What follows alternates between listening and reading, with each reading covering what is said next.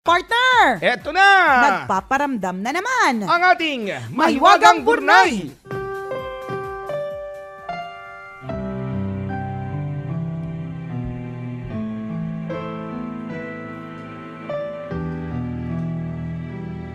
Isang araw ay naabutan ni Mang Felipo ang kanyang 3 anak na lalaki na nagtatalo.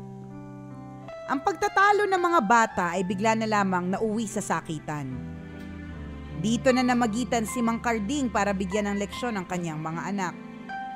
Sino si Mang Carding? Saan ang galing si Mang Carding?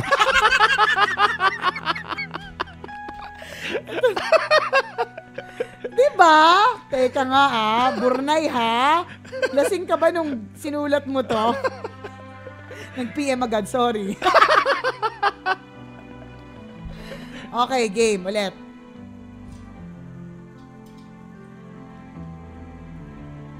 Isang araw ay naabutan ni Mang Felipo ang kanyang 3 anak na lalaki na nagtatalo. Ang pagtatalo ng mga bata ay bigla na lamang nauwi sa sakitan. Dito na namagitan si Mang Felipo para bigyan ng leksyon ang kanyang mga anak.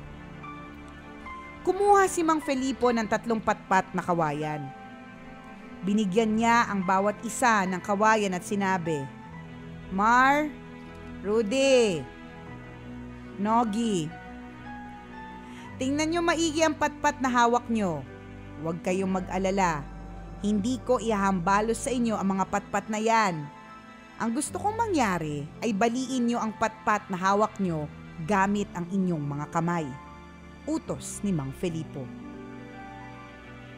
Sumunod ang mga bata sa ipinag-uutos ng kanilang ama. Mabilis nilang naputol ang mga hawak nilang kawayan gamit ang kanilang mga kamay. Matapos nito, muling kumuha si Mang Felipo ng panibagong piraso ng mga patpat at isa-isang binigay sa kanyang mga anak. Ngayon, nabali nyo na ang mga kawayan na hawak nyo. Narito naman 3 bagong patpat. Pagsama-samahin ninyo yung 3 kawayan hanggang maging isa, pagkatapos ay baliin nyo ito sa aking harapan. Panibagong utos ni Mang Felipo. Inakala ni Mar, Rudy at Nogi na gaya ng una ay madali lang ang pinapagawa ng ama. Inumpisahan nila ang pagsama-samahin ng mga patpat na kawayan. Nang ang mga patpat ay maging isa, ay sinubukan na nila itong baliin. Subalit kahit anong pilit nilang gawin, ay hindi nila nagawang baliin ang pinagsama-samang patpat.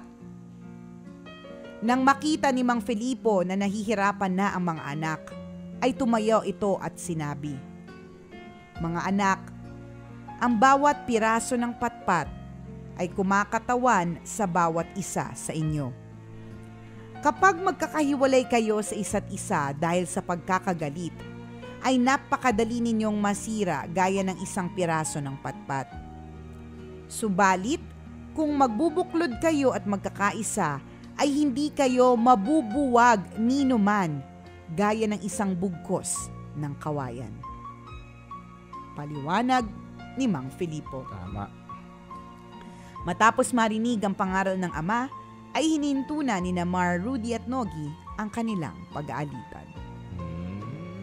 Simple lang, no? But it's all about teamwork. Correct. Alam niyo po mga kabisyo, pansinin niyo sa school na lang kapag meron isang project tapos lahat watak-watak, walay mangyayari. 'Di ba? Pero kapag ang isang team at lahat ng members ay buo, sama-sama, hindi mo basta-basta matitinag 'yan. Kaya nga 'di ba kapag halimbawa sa mga Christmas parties tapos meron kayo laging kinatatakutan na team kasi yun yung laging nananalo. Kasi sigurado yung team na yun sobrang solid. As in sobrang solid talaga nila. Iba yung teamwork nila. Iba yung teamwork nila. Iba yung unity nila. Correct, hindi sila basta-basta matitinag at dahil diyan yung mga ibang mga tinatry silang sirain o tinatry silang buwagin, tinatry silang banggain, wale. Correct. Sa isang klase ng organisasyon, sa isang klase ng grupo, yan ang isang dapat na mangibabaw o dapat taglayin ng grupo.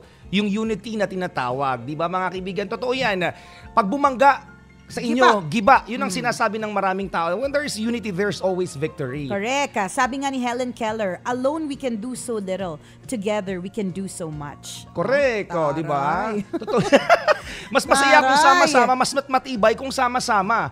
Mas mahina kung mag-isa. Correct. 'Di ba? Mahina talaga pag mag-isa lang eh. Totoo. At I guess alam niyo po mga kabisyo, Love Radio has been #1 for 14 consecutive years. Correct, And when I started with Love Radio, ang unang sinabi sa akin nung nag-apply ako, sabi talaga sa akin, your attitude will get you ano ba 'yun? English kasi sinasabi ni Sir eh. Ang hirap tuloy tandaan. Kalimutan ko tuloy. sabi niya partner that your attitude will keep you in the company. Correct. Sabi niya yung attitude mo, ang attitude ng mga tao dito, yun yung dahilan kung bakit masaya dito sa Love Radio at kung bakit people stay. 'Di ba? So, yung isa sa mga rason kung bakit bukod sa matitindi po yung sapak namin sa utak, tapos trip niyo yun po talaga yung common denominator namin. Correct. Trip niyo yung kabaliwan namin. Bukod doon, mga kabisyo, yung teamwork namin, yung ang bumangga sa amin, giba. Yun talaga yung ano namin, yun talaga yung liner na, isa sa mga liner na, lalo-lalo na mga DJs, ang bumangga sa amin, giba. Kasi we love each other. Correct ka. Ito yung bagay na ipinagmamalaki ng Love Radio team. Diba? Yung unity, yung teamwork na meron kami. Correct. Teamwork makes the dream work. Correct. Yan, 'di ba? Kaya kung sa tingin niyo yung opisina ninyo parang lagi nagfa-fail or meron kayong hindi nagagawa or whatever, baka kasi mas matindi pa yung inggitan, Tama. mas matindi pa yung awayan, mas matindi pa yung alitan kesa sa pagsasama-sama. Ayan, eliminate lahat ng mga may ugali sa kumpanya nyo. Ay naku, baka isa na lang ang matira. Di ba? Hindi, pero siguro, ako ikaw, bossing, sa tingin mo parang laging watak-watak yung mga team members mo. Kaya nga may mga team building eh. Correct. Di ba? Na Importante tinatawag. yun. Mahalaga yun. Kasi whenever, kakasubmit ko nga lang ng team building proposal at sinabi ko dun sa team building proposal na when you are in a team building session, you are put in a situation or in a place na different from the office. So, yung tingin sa'yo ng kaibigan mo o ng kaopisina mo ay iba. So, makikita mo siya in a different light. 'Di ba? So, ibig sabihin, meron kang pwedeng mahalin dun sa taong yun eh. Correct. Meron kang pwedeng magustuhan dun sa taong yun kasi outside of the office. So, it will actually help yung mga team building sessions, exercises, activities. So after the team building session, diyan mo makikita kung sino yung dapat ma-eliminate at sino yung dapat mag-stay. Kasi it will ito yan, hindi pwede dito yan, alisin na yan. Ito hindi sinalo sa trust fall. Ay, ito hindi makakatulong talaga to. Corrected by. Di ba? Pero totoo eh. It will help. Correct. Yun ang importante mga kaibigan. Sa bawat organisasyon, kailangan po ng matinding teamwork. Correct. Thank you, Maywagang Burnay, for reminding us that together we stand, divided we fall. Together the new generation. Yeah, together we climb to the top of the world. We can be what we want. Nung kinanta yan, kailan ba yung kinanta, partner? Sa Chuper. Napakinggan ko yan. Nakisabay. Kanta pala. Tapos, pumipikit-pikit pa. Saan ba yun? Napanood ko yan sa That's Entertainment dati, Thursday group. Correct. Hindi, tapos kinanta siya ulit ng... Ewan ko, parang siguro it's been, for the longest time, hindi na natin siya naririnig. Kaya nung narinig natin siya, talagang kumanta tayo, sinabayan natin si Chuper. Nagpapikit-pikit pa si Chuper. United we stand. Together we stand. Divided we fall. Together we climb to the top of the world. Diba? We can be what we want for the world to see.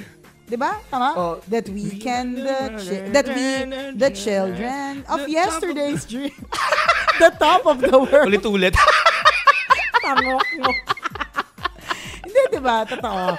Thank you, Maywagang Burnay, for reminding us that together we stand, divided we fall. Diba? Totoo naman. Thank you! Ang mga kwento po ni Maywagang Burnay, mababasa niyo po sa aming Facebook fan page. I-search niyo lang po, Tambalan! Like, share ng share para marami rin na ma-inspire at matuto sa kwento ni Mahiwagang Burnay. Correct. Salamat! Galing yan sa mga kaibigan natin sa Love Radio. La Union. Good morning and thank you for tuning in. And again, thank you for making Love Radio #1 for 14 consecutive years. Dahil sa inyo mga kabisyo. Ang tambalan, walang kalaban, number 1 pa more. Ako po si Nicole Liala. At ako naman si Cambio Kengres Chuper. At ang aming tanging paalala na dapat ay, memorize nyo na, sabay-sabay tayo mga kabisyo. Walang matatag na relasyon sa malanding may determinasyon. Yun!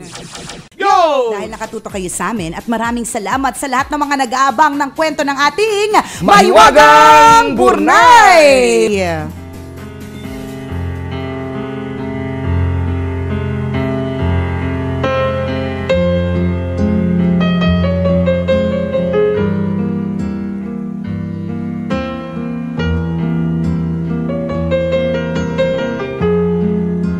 Halos lahat ng tao ay may minimithing pangarap para sa kanyang sarili. Ngunit makakayanan mo kaya itong isang tabi para sa kapakanan ng mas nakararami? Dahil sa natatanging talento at galing sa pagluluto, isang malaking oportunidad ang naghihintay para kay Chef Narayanan Krishnan ng Madurai, India. Isa siya sa mga award-winning chef na nominado para magtrabaho sa isang 5-star hotel group sa Switzerland. Halos abot kamay na ni Chef Narayanan ang pinakamimithi niyang maging isang world-class chef nang maganap ang isang pangyayari na nagpabago ng kanyang direksyon. Uy, ano kaya yun? Isang araw ay bumisita siya sa isang templo na malapit sa kanilang lugar. Sa kanyang pag-uwi ay may nakita siya na isang lalaking pulube na nakaupo sa may tulay. Nang pagmasdan niya ang pulube, ay kinalabutan siya sa kanyang nakita. Uy. Nasaksihan niya na kinakain ng pulube ang sarili nitong dumi dahil sa sobrang gutom. Wala. Ang eksenang iyon ay labis na nagmarka sa puso ni Chef Narayanan. Hindi niya naiwasang mapaluha at makaramdam ng awa. Bigla niyang naisip na sa mga 5-star hotel na kanyang napasukan, mayayamang tao ang kanyang pinagluluto at pinaglilingkuran. Habang busog ang kanyang mga mata sa karangyaan ng buhay, ay saka lamang niya napansin ang mga taong walang makain sa kanilang lugar. Dahil dito, isang adhikain ang nabuo sa puso ni Chef Narayanan. Gamit ang kanyang mga naipong pera, ay inumpisahan niyang kumilos para magbigay ng kalinga sa mga nagugutom. Nagluto siya ng disenteng makakain at isa-isang ipinamahagi sa mga pulubi, mga palaboy, mga matatandang inabundana ng pamilya at sa mga may diferensya sa pag-iisip. Bukod dito, ay personal din siyang nagbigay ng libreng gupit at ahit sa mga palaboy. Sa kanyang pagtulong ay mas lalong naging malinaw kay Chef Narayanan ang isang layunin. Ang maging kakampi ng napapabayaang tao sa lipunan. Masaya siya dahil kahit sa maliit na paraan ay nagagawang maipadama sa mga nangangailangan ang totoong pagmamahal at pagkalinga.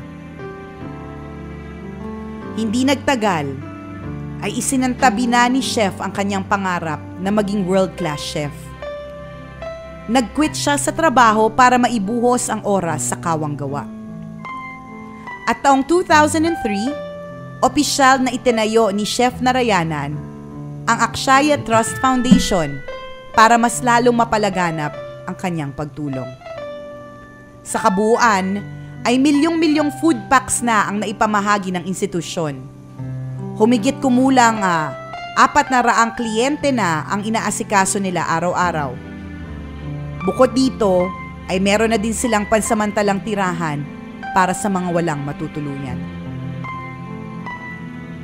Kinailangan mang talikuran ni Chef Narayanan ang kanyang pangarap. Hinding-hindi niya pinagsisihan ang kanyang nasimulan. Tutol man sa umpisa ang mga magulang niya, sa huli ay ipinagkaloob din sa kanya ang kanilang suporta. Wala man siyang tinatanggap na salapi sa pagkakawang gawa. Kayamanan para sa kanya ang dami ng taong natutulungan nila. Ang kagandahang loob ni Chef Narayanan ay sinang-ayunan ng tadhana nang siya ang tanghalin bilang isa sa top 10 CNN heroes noong 2010. Wow. Sa isang panayam, ay isang mahalagang mensahe ang kanyang iniwan. The ultimate purpose of life is giving. Start giving and feel the joy of giving. Aww.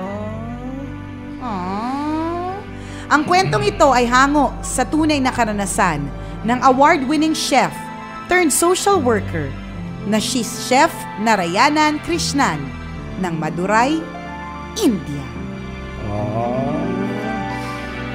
Napakaganda naman. There's happiness in giving, mga kaibigan. Totoo. Ang gusto ko yung sinabi niya na start giving and feel the joy of giving. Totoo yan. Kapag nagbigay kasi tayo, di ba? Lalong-lalo na kapag na-appreciate halimbawa ng taong pinagbigyan natin, yung ibinigay natin. Ang sarap sa pakiramdam na kahit alam mo na maliit na bagay lang ibinigay mo pero na-appreciate ng tao. Tama. Meron kang kasiyahan na hindi mo maipaliwanag. Correct. Na sa susunod gaganahan ka ulit magbigay. Tama. Na sa susunod gaganahan ka ulit tumulong. True. Di ba? May ganung pakiramdam. Try nyo po. Kung hindi po nakaka-relate, magbigay po kayo. Kaya nga kung di ka makarelate sa kwento, alam na this, madamot ka. Totoo yan. Diba? Alam mo, partner, maganda yung sinabi ni Chef Narayanan na start giving and feel the joy of giving. Kasi tama rin sa sinabi mo, partner, na kung hindi ka nakaka-relate, ibig sabihin hindi ka marunong magbigay. Tama. Alam niyo po, mga kabisyo, maganda rin yung linyang give until it gives you joy. Correct. Diba? Yung kapag ka nagbigay ka, yung ramdam mo na yung kaligayahan kasi alam mo na nagbigay ka. Masarap po siya sa pakiramdam, mga kabisyo. Kaya kung halimbawa, madamot ka sa jowa, dala-dalawa, mamigay ka naman. Yun talaga yun Huwag kang dupang. Ang dupang mo dala-dalawa. Samantalang yung iba, wale. Ipangangailangan din yung iba, tandaan mo. Learn to share, learn to give, mga kaibigan. Again, there's happiness in giving. Tama, totoo ka dyan. Maraming salamat. Isa na namang napakagandang kwento hatid sa atin ng Mahiwagang Burnay. Ang mga kwento po ng Mahiwagang Burnay, mababasa nyo po sa aming Facebook fan page. I-search nyo lang po, Tambalan! Like, share para marami rin ang ma-inspire sa kwento ni Mahiwagang Burnay. Maraming salamat nakatuto kayo sa amin ngayong araw na ito. Kung medyo nawiwirdohan kayo sa boses ko, na may echo, because now we are still in our temporary booth. So masasanay din po kayo sa Malakweba kung tinig. Di ba yung parang malayo na galing sa CR, galing sa garapon, di mo maintindihan, di ba? Kasi may temporary setup po kami ngayon. Nakakabata nga pa rin ng boses Oo nga, ang lakas medyo numinipis ng konting boses mo. Ang lakas makalinlang, Yan, ang lakas maka-teenager. Ang lakas maka-22.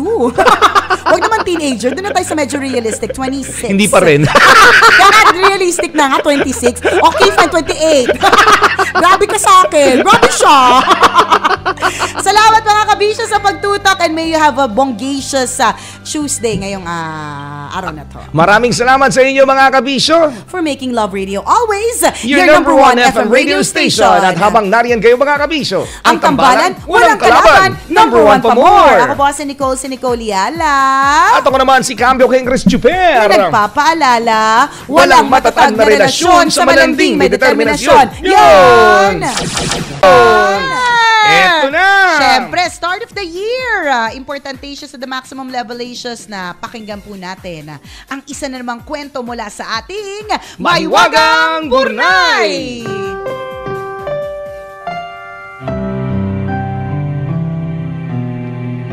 Namiss ko tong tugtog na to. Tama. Ano kaya ang ginawa ni Mahiwagang Burnay noong nakarang holiday? Alam mo, feeling ko nagtulog. Kasi, in-expect ko nga, partner, handa na yung 5 days ngayon, kakasend lang. Parehas lang nung last year. Then, nagpahinga din, partner. Nagpahinga din, syempre. Nag-enjoy. Sa murang edad ay naranasan ni Arnie ang labis na pagdidisiplina ng kanyang ama na isang pulis. Hagupit ng sinturon ang siyang tagapagpaalala ng bawat pagkakamali niya.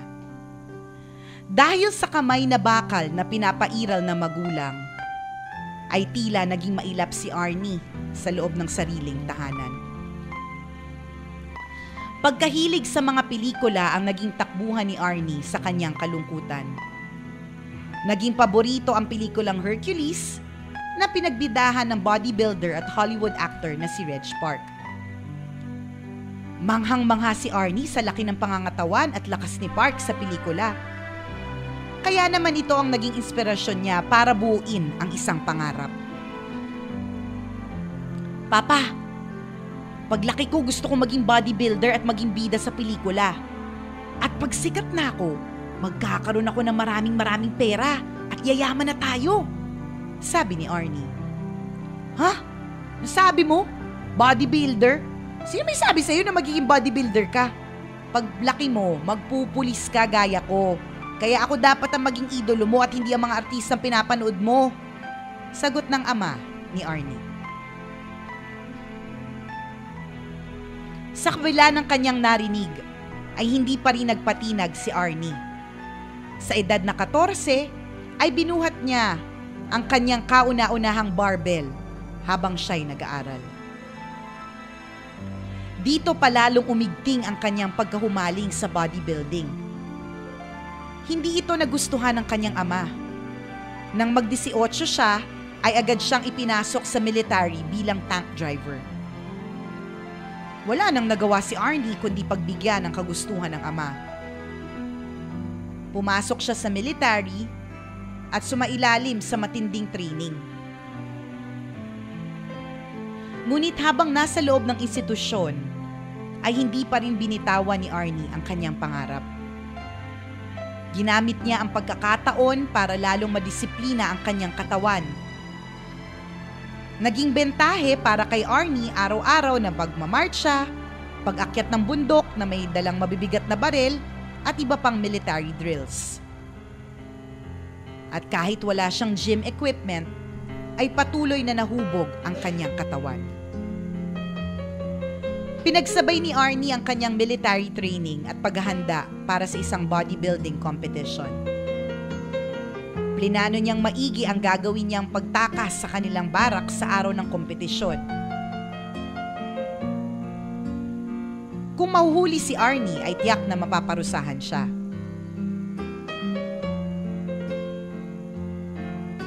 At bagamat delikado ay nakipagsapalaran pa rin siya matupad lang ang kanyang hangarin. Ilang araw bago ang kompetisyon ay halos hindi makatulog si Arnie. Naglalaban ang kanyang takot at ang kanyang pananabik na makasali sa bodybuilding competition. Sadyang naging matimbang para kay Arnie ang kanyang pangarap. Kaya isang gabi bago ang contest, ay matagumpay na nakatakas si Arnie mula sa kanilang barracks. Tulad ng inaasahan, ay nagbunga ang pinaghirapan ni Arnie. Nakuha niya ang unang pwesto sa kauna-unahang bodybuilding competition na kanyang sinalihan. Wow! Tinanghal siya bilang Junior Mr. Europe taong 1965. Masayang-masaya si Arnie sa kanyang naging tagumpay. Subalit kailangan na niyang bumalik sa kanilang kampo. Sa kanyang pagbabalik, ay nag-aabang na sa kanya ang kanyang mga opisyal. Nakaabang na ang kanyang parusa dahil sa pagliban sa serbisyo ng walang paalam. Subalit lingid sa kaalaman ni Arnie, nalaman ng kanyang mga opisyal ang pagkapanalo niya sa kompetisyon. Arnie, ito ang magiging parusa mo. Madedestino ka sa kitchen ng ilang linggo. Kasama ka sa mga maghahanda ng mga pagkain ng kapwa mo sundalo. Kapalit nito, ay makakakain ka ng mas marami na nakakailanganin mo para sa bodybuilding training mo, sabi na opisyal. Bodybuilding training? Ano pong ibig niyo sabihin, sir? Tanong ni Arnie. Binigyan mo ng karangalan ng grupo natin kaya karapat-dapat lamang na makatanggap ka ng suporta. Ibibigay namin sa iyo ang lahat ng kailangan mo, gaya ng maayos na diet, gym equipment, at sapat na oras sa pagtitraining. Wow! May nilabag ka mang patakaran, ay proud na proud kami sa iyong dedikasyong matupad lang ang pangarap mo. Sagot ng opisyal. Sa tulong ng mga kasamahan ay nagpatuloy pa ang pagsali ni Arnie sa iba't ibang bodybuilding competition. Nagsimulang umalingaw-ngaw ang kanyang pangalan, lalo na nang makuha niya ang Mr. Universe title sa edad na 20. Dito na nagsimulang habulin ng magagandang oportunidad si Arnie. Matapos tanghalin bilang isang bodybuilding icon, ay nabigyan naman siya ng pagkakataong umarte sa Hollywood. Lumabas siya sa pelikulang Conan the Barbarian noong 1982. At noong 1984, nagsimulang bumulusok ang acting career ni Arnie nang mapabilang sa pelikulang The Terminator. Wow! Dahil hindi siya sumuko sa kanyang pangarap, si Arnie, na dati lamang nangangarap na maging bodybuilder, ay kilala na natin ngayon bilang isang Hollywood superstar na si Arnold Schwarzenegger. Bukod sa pagiging artista, ay pinasok din ni Arnie ang mundo ng politika, kung saan ay natapos niya ang 2 termino ng pagiging governor sa California. Isang patunay na walang imposible sa isang taong buo ang loob na matupad ang kanyang pangarap. Wow naman! Very inspiring, ha? Sabi nga ni Arnold Schwarzenegger, partner, I have a goal and will do whatever it takes to get there. Ganun yun! Napakasarap naman pakinggan, no? Follow your heart, kabisyo. Ano man na sinasabi ng puso, of course, take your brain with you. Correct. Oh.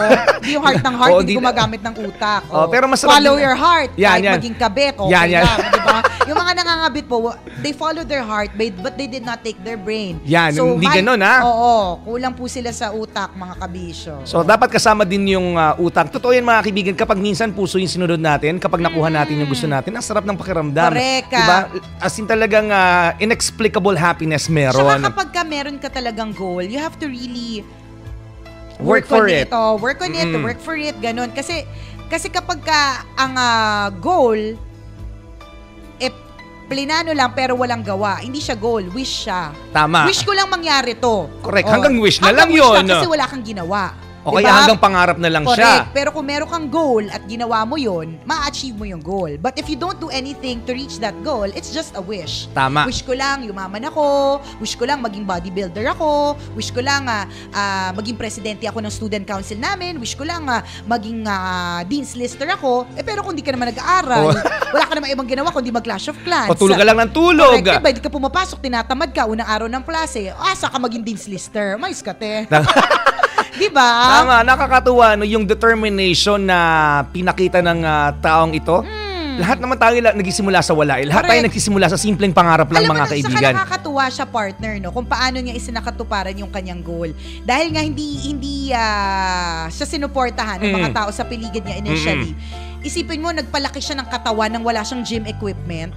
Sabi ko na, partner, kahit wala ka talagang gamit, kung kaya mo magbuhat ng building, lalaki yung katawan mo. Ay nako, confirmed na talaga. Hindi, diba? Totoo eh. Nung initially, wala naman sumusuporta sa kanya. Pero sabi niya, hindi. Gagawin ko ang lahat ng aking makakaya para ma-achieve yung goal na yan. Correct. And he walked his talk. Tama. And now, diba, hinahangaan natin siya. Yung laki ng katawan niya, matatandaan talaga natin pag sinabi nating Arnold. Bukod sa, ang hirap ispelengin ng apelido. Schwarzenegger. Misa nga, hindi ko mabig Schwarzenegger. Correct. Diba? Ang matatandaan natin, ang laki ng katawan niya. Tapos, basta si Terminator siya. O, diba? Nakatuwa, tandaan natin, mga kaibigan, na walang ising namang pwedeng maniwala sa kakayanan natin kung di ang ating sarili. Tama. Diba? Isa yun sa hugot ng storyang ito. Believe in yourself. Correct. Kaya mo yan. Kung ano man yung goal mo ngayong 2016, gawin mo. Correct. Gawan mo ng paraan. Do everything that you can in your capacity sa lahat ng iyong makakaya para ma-achieve. Sabi nga, ang ganda na nabasa ko, partner, a goal is a dream with a deadline. Ibig sabihin na, kabisyo, may deadline ka.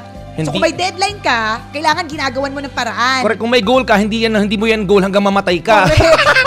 Diba? May deadline ka. Kaya nga, diba, tinanong mo ko sa akin, partner, yung pagpapapayat or pag-lose ng pounds, diba? Sabi na, linawin natin kung kailan ba to. Diba? Halimbawa, March 2016, may deadline ka. So, ibig sabihin, you have 2 months para to work your ass off para magpapayat, 'di ba? So kung alimbawa ang goal mo rin ganyan, sumikat, yumaman, matupad ang iyong pangarap. 'Di ba? Apply ka din, audition ka din, post ka ng maraming video sa YouTube. Malay mo, 'di ba? Itong particular na video na ito might just trend at maging viral, 'di ba? So gagawa ka ng paraan. A goal is a dream with a deadline. You can do it, Kabisyo. Kaya mo yan. Believe in yourself, Tama! Kabisyo. Thank you, Mahiwagang Burnay! Sa isa na namang napakagandang kwento ngayong umagang ito, ang mga kwento po ng ating Mahiwagang Burnay, mababasa nyo po sa aming Facebook fan page. I-search nyo lang po, Tambalan! Like at share ng share, mga Kabisyo, para marami rin na ma-inspire sa kwento ni Mahiwagang Burnay. Tama! Thank you. Siyempre, hanggang alas 12 tayo ay patuloy na magkakasama-sama dito sa Metro Manila. Maraming salamat, mga Kabisyo, for making Love Radio always your number one FM radio station. At habang nariyan kayo, mga Kabisyo, ang Tambalan, walang kalaban, number one pa more. Ako po si Nicole Liala. At ako naman si Cambio Kengres Chuper. Na nagpapaalala, walang matatag na relasyon sa malanding may determinasyon. Yun! Eto na! Nagpaparamdam na naman ang ating Mahiwagang Burnay!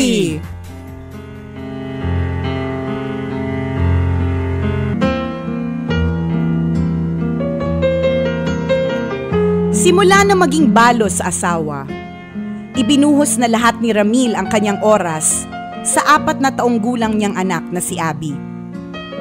Si Abby ang pinaghuhugutan niya ng lakas para lalong magsikap sa buhay. Ang kanyang nag-iisang anak na ito ang siyang tagapagpaalala ng matamis na pagmamahala nilang mag-asawa.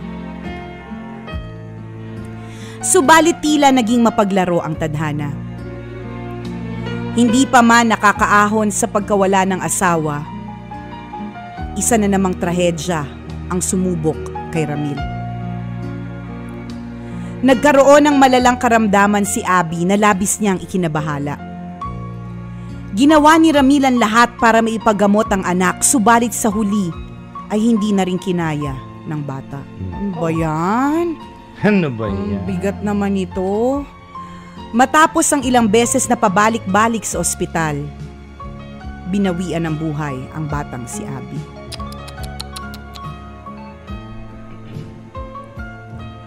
Halos hindi makapaniwala si Ramil sa mga pangyayari.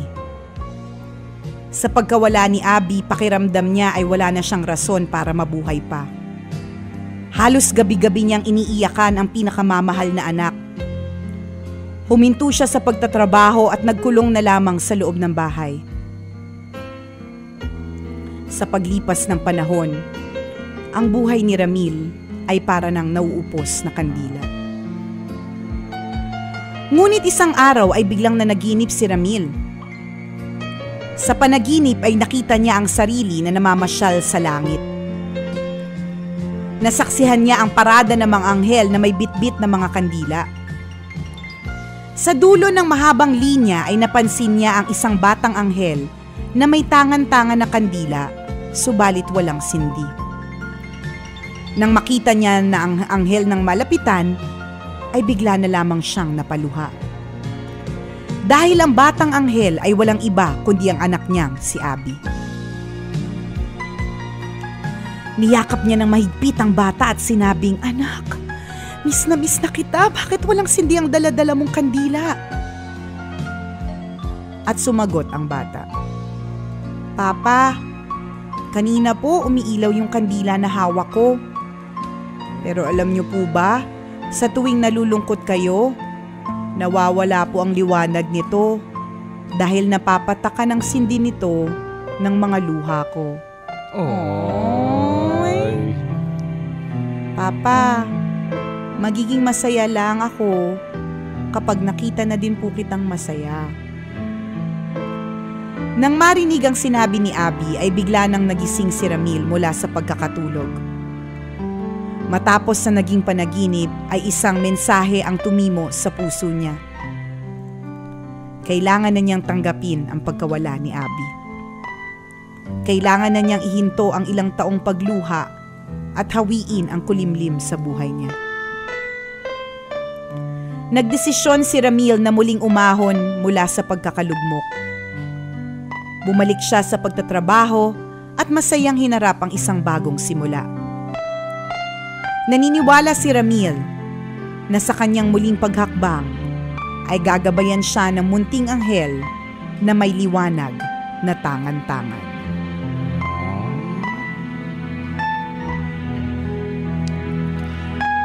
Very nice. Ganun talaga mga kaibigan na sa mga pangyayari po sa ating buhay, di ba? May mga magaganda at hindi po magaganda. And alam mo, partner, yung death, it's something that is not easily acceptable eh. It's everybody's fear. Correct. Ako, I do not fear my death kasi pag nategi ka naman, di mo na alam yun eh. Or correct. Unless, Kung ano, o ano man, hindi mo na alam. at saka iba't iba tayo na paniniwala kapag namatay ang isang Oo. tao. So wala ka nang mararamdamang pain or whatever, di ba? Mm. Ang mas fear ko is death of a loved one. Kasi Correct. yun yung parang, ikaw yung maiiwan eh. Yung namatay, payapa na yan eh. Kaya nga di ba, sineselebrate ang death anniversary.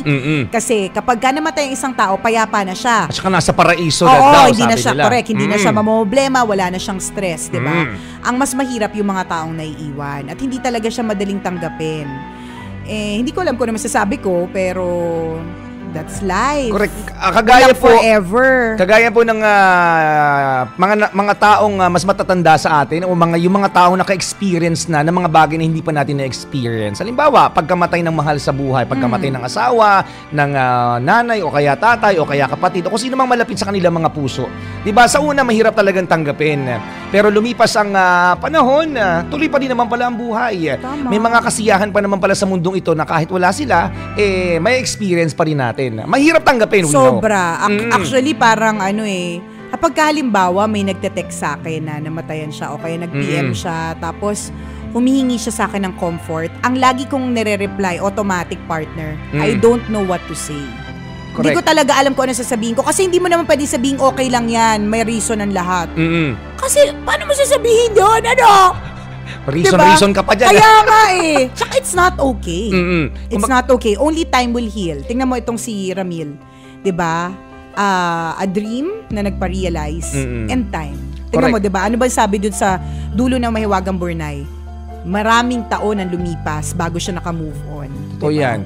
O, ito nga, nakayanan ni Ramil eh, di ba? Ikaw pa kaya Asawa kabisyo. tsaka anak. Di ba? Na mawala sa yung pinakamalapit sa puso Saka mo. alam mo, partner, pinakamahirap talaga pag anak eh. Kasi 'di ba usually ang anak ang naglilibing sa magulang, hindi yung magulang yung naglilibing sa anak. Oh, Sakit sa kalooban talaga. Nakakalungkot. Ako naman ang mindset ko dyan. Talagang bukod sa mahirap talagang tanggapin, pero kailangan nating tanggapin na mangyayari ang mga bagay na yon.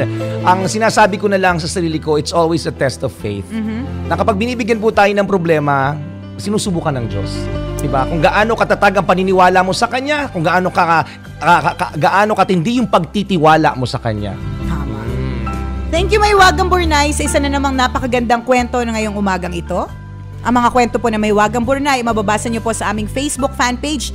I-search nyo lang po, Tambalan! Like, share mga kabisyo para marami rin ang ma-inspire sa kwento ni Mahiwagang Burnay. Maraming salamat mga kabisyo sa pagtutok sa amin. Hanggang alas 12 po tayo magkakabanding-bandingan. Maraming salamat sa inyo mga kabisyo. For making Love Radio always your number one FM radio station. At habang nariyan kayo mga kabisyo, Ang Tambalan, walang kalaban, number one pa more. Ako po si Nicole Yala. At ako naman si Cambio Hengres Chuper. Na nagpapaalala, walang matatag na relasyon sa malanding may determinasyon. Yun!